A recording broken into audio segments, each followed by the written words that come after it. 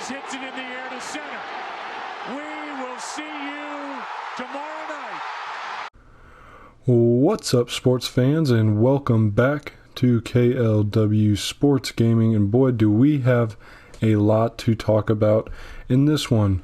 First thing I want to go over is our player draft that we just had. I didn't want to film the draft. I thought that would take a while, but these are my draft picks right here. I picked second baseman Sean Varela in the first round. He's 18 years old, a 95 potential guy, and there you see his stats right now. Obviously, they're not great, but he has a potential, a great first round pick for us, and he should move through the ranks pretty quickly.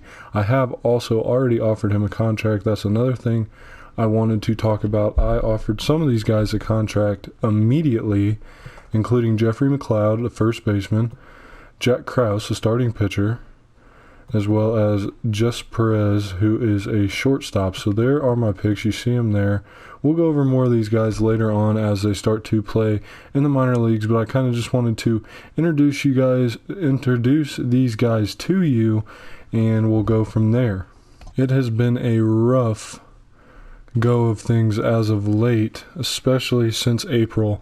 We have had a tough time winning games, and you can see that reflected in our record there at 32-35 after starting the season red hot. In the month of April, we were 20-10, and going from there, I mean, we just started to lose a lot of games. We didn't get swept a bunch of series, but man, we had a hard time winning series. You see, early in the month, we beat Washington 2 out of 3.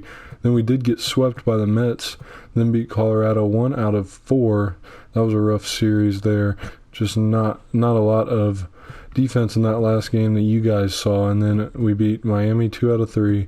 And you see as things go, I mean, we really fell off towards the end of May, and the start of June has been nothing different so far. We started off playing the Cubs and won 2 of 4 there. We split the series with the Cubs, which was good. But then, I mean, we get 2 games swept by Pittsburgh, a team that we shouldn't get swept by ever, no matter the length of the series. And then Chicago took 3 out of 4 against us again. The Dodgers took game 1 of the series. That is the next game you will see is Kershaw and Sonny Gray. As the Dodgers, they've had, obviously, they always do, a great season so far, and we have started to fall off a little bit, but that doesn't mean there isn't time for us to pick things back up. We saw our potential in April, and there's a lot of time left for the Reds to make their mark in the 2020 season, so we'll just have to go from there and see what we can do as we move into the heat of the season in June. Now we're going to take a look at our player statistics, just kind of check up on how players have been throughout the season so far. Joey Votto leads our team in average. He also has a 941 OPS. The man has been absolutely on fire all year long. When we look at the All-Star races, he is right up there at first base. He's hit 10 home runs, has 38 RBIs. He's right up there in the top as well in that statistic. He also has stolen 4 bases, and on-base percentage is .420. So a fantastic start to the year for Joey Votto. Eugenio Suarez has obviously been injured for most of the season.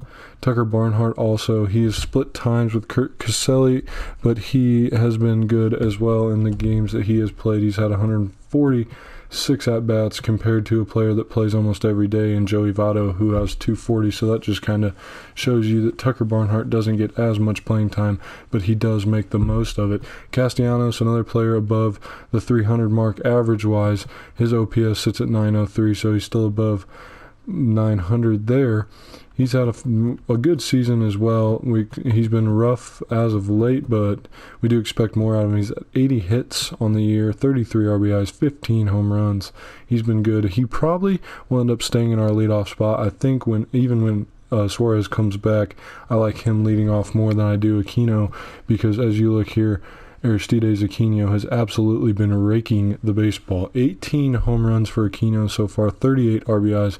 His average sits at 282. He has had a rough go of things lately, but he's produced throughout most of the season, and I believe he will get back to that point at some as well. He hits at 960 OPS, so that is phenomenal as well. He does strike out a little too much. I would like to see less of that. I don't want him to be primarily a home run guy, so I don't want him to turn into that. But, most of his stats do look phenomenal. Freddie Galvis as well has been a guy that has surprised us all year. He has been a great little asset for our team, a guy that isn't supposed to be top guy on our team, but he has been having a nice year as well. 750 OPS, which isn't great, but he's hit 12 home runs, has 24 RBIs, and he's really stepped up with Suarez injured, with Senzel injured. He's had a pretty darn good year, playing almost every day. Jesse Winker has been less than impressive for me. He hits 250 with a 739 OPS, which isn't bad, but he only has 5 home runs and 23 RBIs. He really sucks in scoring position, opportunities, stuff like that. He just hasn't produced the way I wanted him to, as he plays center most of the time for our team. Going down, Moustakas, another guy I just wanted to note, he has 20 home runs on the year, 44 RBIs, he hits 241. He has struck out a lot, 55 strikeouts as well for him.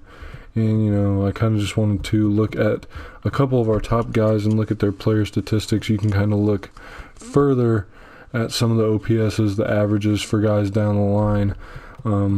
Jonathan India has been awful since coming up to the big leagues, but I do want to give him more of a chance, play him in some more games as we go along. And if we continue to play bad, you will see a lot more guys coming up. Specifically, Josh Van Meter has not been showing me anything at the big league level since he's become that everyday starter with Senzel out, and I would like to find a replacement for him as soon as I possibly can. Now we're getting close to the All-Star break, so it is appropriate to take a look at the All-Star voting in the National League. You see Kershaw up there, who you will see in the next video has been phenomenal for the Dodgers, per usual, with a 1.89 ERA. He's 8-2 through 95 innings pitched. You see Patrick Corbin, Jose Quintana, Madison Bumgarner, and Max Scherzer up there as the top 5 guys. Starter-wise, there's not a ton of surprise there. Bumgarner and Quintana surprised me just a bit. Patrick Corbin has had a phenomenal year, a guy that I've personally always have thought it was going to be a phenomenal player, so that's exactly where I expect him to be at some point in his career. Relief-wise, Matt Strom, Paul Sewald, Harlan Garcia, Will Smith, Brian Shaw, Michael Felice, and Shane Green. As you go down the line, you can see a couple more of those guys. Let's go now to our closing pitcher, Kenley Jansen. He is tough, obviously. He has a 2.1 ERA through 25 innings pitched. Jordan Hicks right there with him. That's the Cardinals' closing pitcher. Sean Doolittle as well, right behind those two. Phenomenal years. Closing pitcher-wise, we take a look here now. Kenley Jansen leads the voting with 363K votes. Jordan Hicks right behind him. Sean Doolittle, AJ Minter, and Reyes Moranto. Those are your 5 top closing pitchers in the National League. Catching-wise, Wilson Contreras leads the voting with 326,000 votes. He has a 284 average. We've played against him a couple times. You will see him later in the series. He's a good catcher. It's hard to steal on him, and he hits the ball very well. Omar Narvaez behind him reasonably with 8,000 votes behind him. Then Tyler Flowers, Kurt Suzuki, and JT Realmuto. Probably my favorite catcher in the MLB currently is JT Realmuto, obviously behind Yadier Molina. First base, Paul Goldschmidt's right there. He's leading by a ton of votes, but Joey Votto, if he continues to play the way he has been, he should be able to get into that All-Star game, so that is awesome for our Reds team. Joey Votto has been phenomenal, and he has been our go-to guy all year, hitting out of that 3-hole. Pete Alonso behind him, Garrett Cooper in the 4th place, and Rhys Hoskins in 5th. Goldschmidt has this race won, it looks to be, but Joey Votto should get a spot as well. Second base, we look Moustakas 3rd on this list, far behind the first 2 guys. Hopefully he's able to sneak in there at second base. He'll probably be a guy that they can substitute in if need be, but Keston Harua. I'm not even going to try to pronounce it. I don't know it. Ozzy Albies right behind him, and Moustakas in third. VR and Howie Kendrick 4 and 5. Now to third base, I know we won't have a guy here at third base. Eugenio Suarez has been injured, and I don't expect Josh Van Meter to be getting many looks in the All-Star game-wise. Nolan Arenado, Chris Bryant, Justin Turner, J.D. Davis, Eduardo Escobar, your top 5 at third base. Shortstop-wise, Trey Turner, Didi Gregorius, Ahmad Rosario, Trevor Story, and Miguel Rojas, your top 5. I believe Freddie Galvis is in here somewhere. He's had a good year. He's far behind, but if he continues to play the way he is, he's an all-star in our books. Left field, Nicholas Castellanos is in second place in left field with 15 home runs, 33 RBIs, and a 3.02 average. His average has fallen immensely as of late, but he's still just right behind David Peralta. And he should be able to get a spot with Tommy Pham, Jock Peterson, and Kyle Schwarber pulling in at 3, 4, 5. Nicholas Castellanos should be able to represent our team as our second All-Star. As of right now, I see Votto, Castellanos in there.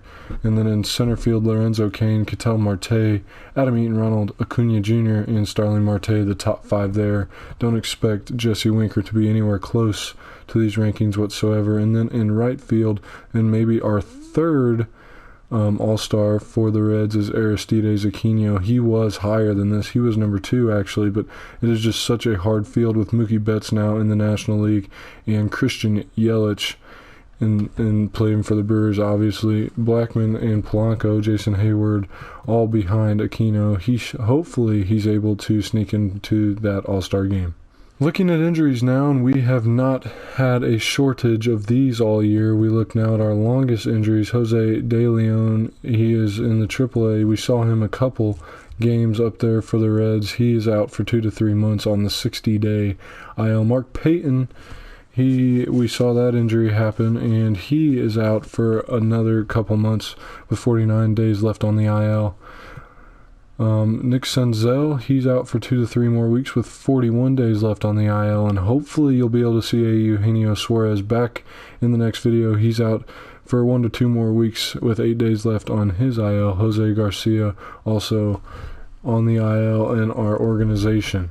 I don't know much about these guys. I need to focus more on this minor league system as much as I'm doing as well as I ever have, definitely better, but I do need to focus more. Juan Martinez up there, he is having a very good year. He's only hit 1 home run, seems like more of a contact guy, but he does have a 3.26 average with 129 at-bats. TJ Friedli right behind him with a 3.10 average, a 831 OPS. He only has 1 home run as well. He seems like more of a speed guy to me. Just going down the list, kind of looking at these guys, these are guys that they could be playing in our system, or they could be playing in the show at some point.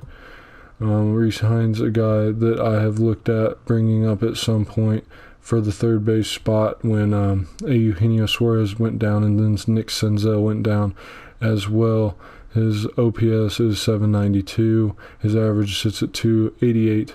He's had a decent year with 7 home runs. He's just second in the team home run-wise. And just going down the list, take a look at a few more of these guys' statistics, and then let's hop over to the AAA. Kristen Colon up at the top of that list, average-wise, batting .293. Travis Janowski right below him. He looks like more of a speed guy as well. A guy that I've actually looked at bringing up, and he has had what looks to be a very good year with a 756 OPS. Looking at Brantley Bell, he's batted 161 times with an 802 OPS. So another guy we could bring up at third base if Suarez has any more injury problems. And now just take a look at some of these other guys. Tyler Callahan down here, you saw him early in the year. Derek Dietrich, a guy that I probably will bring back up after the All-Star break once our roster expands for the major leagues. He's been battle tested in the major leagues. I know this guy's got some good left in him, and I'd love to see that take place more in the majors, and it gives us a good, reliable option behind Joey Votto at first base. So here you go, Miguel Amaya. This is the guy we just actually got from In that trade that we traded Wade Miley away, we just got Miguel Amaya, very young, playing in our AAA squad. He's had 89 at-bats all year with 5 RBIs. Just a guy I can really see transforming to be a very good catcher in the future, a guy that once Tucker Barnhart has seen the end of his days, a guy that can come in and play right away. Finally, I just want to take a look at the standings all together in the major leagues. We sit at third place, 9.5 games back behind the Cardinals, who is a half game above the Cubs there. Through April, we sat in first place all April, and then things just really went down from there. We're 3-7 in our last 10. We've been rough in the division. At home, we've carried our weight well, but we definitely have to play better if we're wanting a playoff spot at the end of this thing. So, I mean, we've got 2 really competitive teams at the top, and then 3 teams that are all fighting for the bottom of the division, and we've got to be better than that, because I know that we are better than the Pirates. I don't know what's going on with the Brewers over there in Milwaukee, but I believe they are better than their record shows as well. In the West, we've got the Dodgers leading. Once again, you will see them in the next video. That's the first game you will see is Kershaw and Sonny Gray going right at it from Dodger Stadium. The Rockies behind them, 1 game behind them. Their offense is incredible firepower offense. The Padres behind them, and the Giants and Diamondbacks bringing up the rear. In the wild card, we are 9 games out of the wild card right now with the Braves and Cubs right there. When we look at the National League East, the Nationals have been phenomenal this year. 20 games above 500 with the Braves just half a game behind them. So really, really good battle out here in the National League East with the Mets as well, 37-30. 3 teams that could really be dangerous going forward. Now looking at the American League, the Astros sit in first place. No surprise there. The Angels 3 games behind them. Then the Athletics, Rangers, and Mariners sit all 9 games are farther behind. In the Central, the Twins lead the divisions above the Indians. So that's a little surprising to me. Usually the Indians do really well in these franchise series, but the Twins above them as of right now, with the White Sox, the Royals, and the Tigers in 3rd, 4th, and 5th. In the East, the Red Sox lead the division with the Yankees just a half game behind them, and then the Rays just a game behind as well. The Blue Jays and Orioles are struggling. The Orioles, that's the worst record in the league at 16-50. In the wild card for the American League, the Yankees right up there with the Indians as well. Those are both teams that could easily be leading their division. That is a tight wild card race as of right now. A lot of things still left to happen as we get into mid-June. We're still behind. We still have All-Star All-Star Week ahead of us, and a lot more to go down in this series before Season 1 as all said and done. That's all I got today. You will see Dodgers Reds from Cincinnati. I said Dodger Stadium earlier, but I meant from Cincinnati in our next video, as well as you will see a game against the Padres down there just a week later. So it should be a good next video with 2 good games coming from teams out west. I appreciate you guys watching. I hope you are having a phenomenal day and a phenomenal week, and I will see you in the next video.